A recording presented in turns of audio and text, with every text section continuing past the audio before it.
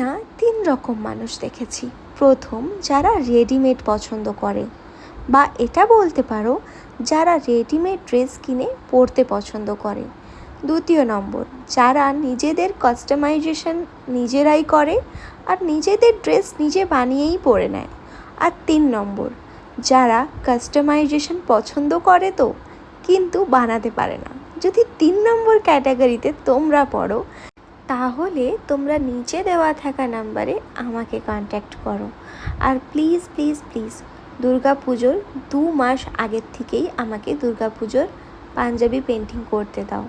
আর একটা জিনিস বলে দিই, শুধু পাঞ্জাবি নয়, মেয়েদের জন্য কুর্তি, শাড়ি, ব্লাউজ এসবও আমি কাস্টমাইজ করি।